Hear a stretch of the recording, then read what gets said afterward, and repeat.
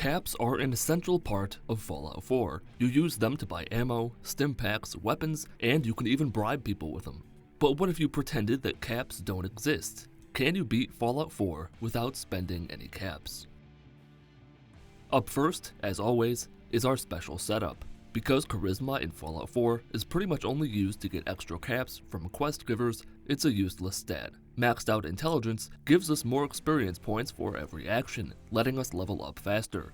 Perception isn't all that important, so I spread out the remaining points evenly into Strength, Endurance, Agility, and Luck. I could have put more points into Luck, but I was only concerned with getting the Scrounger perk to find extra ammo, and it only requires 2 points in Luck. I ran to the vault, experienced the deep freeze, watched my wife die, woke up, and tried to ignore the freezer burn. Not a whole lot to do in the vault. Out into the world, and I finally fixed the textures. It looks so beautiful with grass, doesn't it?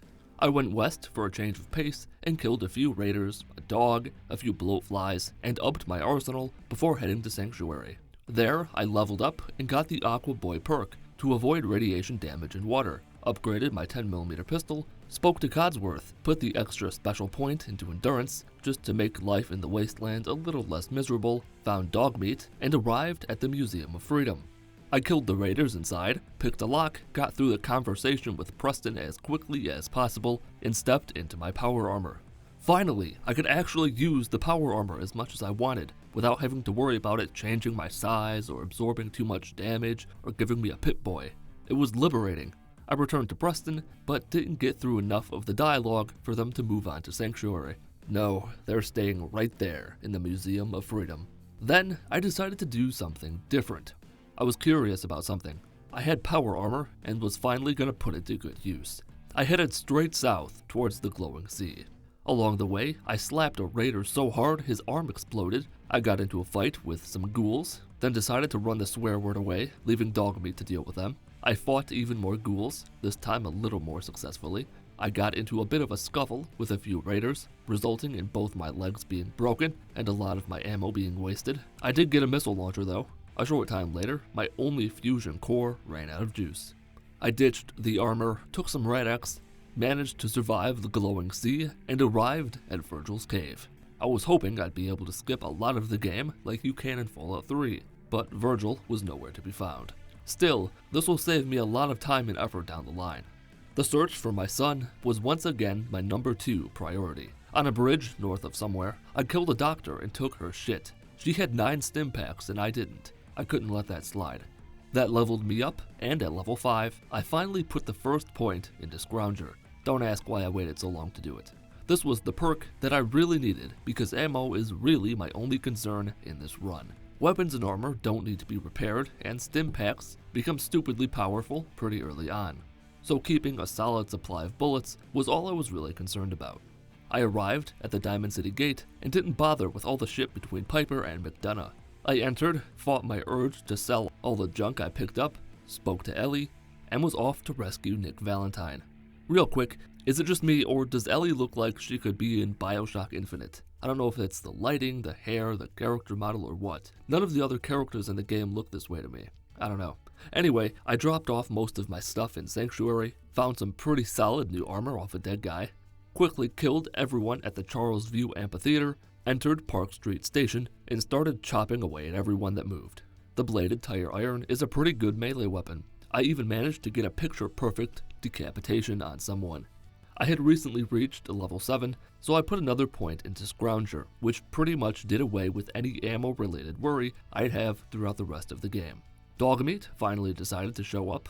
I'm not sure where he'd been while I was getting my murder on. I saved Nick, snagged the bobblehead on my way out, exploded Skinny Malone, and took a seat in Nick's office to explain my story so far. The next obstacle on the road to finding my boy was a door, a pesky lock. A robot couldn't pick the lock, and I lacked the firepower to blow the bitch open. The solution was simple. I turn on the charm and bribe the mayor's assistant. And then I remembered that bribing someone counts as spending caps. So I reloaded a save, waited for everyone to leave, and stole the key. That was actually the second time I tried that. The first time I did it in broad daylight, and it didn't go well. I found a clue in Kellogg's apartment, let Valentine tag along for the adventure, shoved a cigar down Dogmeat's snout, and fast traveled to Fort Hagen. I discovered it on my way down to Virgils Cave a few minutes ago. Dogmeat decided to be a prima donna and not let me talk to him, probably a bug or something. After spending far too long trying to fix it, I just ignored Dogmeat and went inside to find Kellogg. Despite doing this probably a dozen times now, I somehow managed to get lost on the first few floors. I fought through a few waves of synths, and didn't even try to do something cool to defeat Kellogg. I threw 2 grenades and blasted him with a missile launcher. After picking apart his body like a vulture, I went back to Diamond City to talk to Piper. This was the first time I'd ever had Nick with me for the Kellogg fight. Just seemed weird to have to talk to Piper to continue the main quest. In good neighbor, I did the thing with Dr. Amari, explored someone's brain, and browsed Reddit while Kellogg talked to the courser. The next stop was the glowing sea. Luckily for me, I've been there before. Still reeling from the disappointment from the last time I was out this way, I tried to kill Virgil, hoping it would change something. You can't, and it doesn't. Virgils Cave? More like Squaresville. You're supposed to go to the CIT Ruins and listen for some radio signal, but that's very boring. Just go to the Green Tech Genetics building and save yourself some time. Kellogg's pistol turned out to be not great. I swapped it for a pipe revolver with half as much damage and proceeded to miss half my shots. Just like with Kellogg, I threw everything I had at the courser to avoid having to do this more than once. I was planning to drop 5 mines and have them all go off at once, but the bitch walked forward too soon. So I chopped his face off with my tire iron, killed the hostages because of course, and returned to Dr. Amari, who then sent me away to figure it out by myself. She suggested that I find the railroad, which is exactly what I did. I found them, and I killed them all, and I analyzed the courser chip myself. Virgil gave me the plans, and I was off to the police station to lend Dance a hand. ArcJet Systems was a breeze, and I could finally take a ride up to the Pridwin. But before that ride, I decided to get proactive. I took all the junk I'd saved, all the weapons I'd hoarded, and dumped them out onto the ground. Then I scrapped them all, except for a biometric scanner and a military-grade circuit board. With all this scrap, I could finally upgrade my armory, mostly just for increased damage. I slapped a powerful receiver and a reflex sight on my combat rifle, a calibrated powerful receiver on my 10mm pistol, and a powerful receiver on my pipe sniper rifle. With my upgraded weapons, I was ready to tackle my second mission from Alder Madison. Wipe out the super mutants near and within Fort Strong. Easy peasy. I gave Proctor Ingram the plans from Virgil and started assembling the teleporter. With all the junk I scrapped earlier, this was nothing. Now, Alder Madison gave me a very simple order. Do not kill anyone in the Institute and convince Dr. Madison Lee to join the Brotherhood.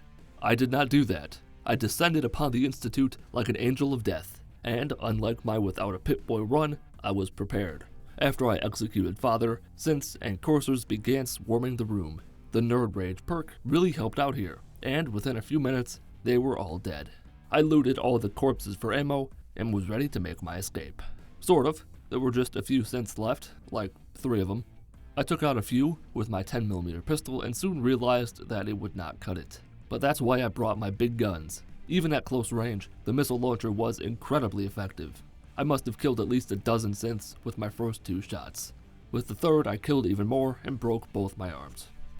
I picked off the stragglers with my pistol and began looting. There was just no way I was going to leave all that stuff behind. According to my Pip-Boy, I was now carrying almost 1,500 pounds of items. Judging by the number of armor pieces in my inventory, I had killed at least 45 synths by this point.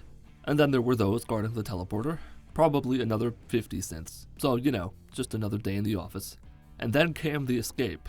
I had 2,800 pounds of stuff. I couldn't just leave it behind. So, I walked back to Sanctuary, while carrying a literal ton of armor and weapons. It took a very long time. I should have checked beforehand, because all the synth armor pieces, which made up more than 2,500 pounds of what I was carrying, were worth a single piece of plastic each. That's it. All that work for nothing. And Maxon was pissed that I ignored Dr. Madison Lee altogether. Luckily for us both, he had a contingency plan. A professor in Diamond City. Well, she was anyway. On my way to find her, I helped Sully Mathis with his water problem. Then I blew his head off. I found the professor in a bowling alley and convinced her to join the cause. Next came another exciting round of Detective Mitten tracks down something he doesn't understand. This time, a magnet. How exciting. I found it, taunted a super mutant suicider, which didn't go particularly well, crafted the 4 electromagnetic actuators. With power restored, I upgraded my weapons one final time, ventured out to the Sentinel site to secure enough nukes to end the world again, and told Ingram of my successes. We're almost ready to take the fight to the Institute. Unfortunately, Dance ran off and it fell on moi to track him down. There was just one small thing to take care of first. Remember how I left Preston inside the Museum of Freedom? There was a reason for that. My hope was that I could exterminate him like I did the railroad, but that's not the case. Damn you, Bethesda. Why must Mama Murphy be immortal? Full of rage, I found Dance and took him out the only way I knew how, by mistake. The plan was to throw a grenade through the window and blow him up from a distance. What actually happened was that the glass didn't break and the grenade landed on the windowsill and blew up. The result was the same. Dance was dead. It was just not the way I wanted it to go. I returned to Maxon and was told to wipe out the railroad. I already did that, but I had to go to the Old North Church to retrieve Pam. There were a few nameless nobodies there, so I used a tactic that I employed in my backwards New Vegas run. Stand in place, blast enemies to hell. If I'm going, they're coming with me. Once I got the beryllium agitator, it was finally time to walk with Liberty Prime. The more times I play through Fallout 3 and 4, the more I hate these escort Liberty Prime bullshit missions. They're so boring, especially when Liberty Prime gets stuck and spends 10 minutes standing in place. While I waited for Liberty Prime to get his shit together, I killed everyone at Bunker Hill. Inside the Institute, again, my combat rifle was more than enough for the synths, taking 2 to 3 shots each to kill them all, except for the gorillas. In the reactor room, I picked a flamer up off a dead synth and used it to clear the room. I planted the charge, was teleported to safety, tried desperately to burn Sean to death, and when that didn't work, I tried to beat him with a wrench, which also didn't work. Ingram sent us to safety again, I nuked the Institute, and beat Fallout 4 without spending any caps. So what's the moral of this little story? Caps are irrelevant in Fallout 4. You can find more than enough ammo and Stimpaks to get you through the game. If anything, the more you play, the easier it will get, as your Stimpaks will heal more, your weapons will deal more damage, and you'll be able to find more ammo in containers. Would I recommend this kind of a playthrough? I don't know, maybe. It's an interesting experiment, I don't think it's interesting enough to warrant trying yourself. But luckily for you, I'm here to be a guinea pig for stupid ideas. And that's going to do it for this video about whether or not you can beat Fallout 4 without spending any caps. If you enjoyed the video or learned anything, leave a like. Leave a dislike if you didn't enjoy the video or didn't learn anything. Follow me on Twitter at Mitten Squad. My name is Paul of Mitten Squad. Have a wonderful day.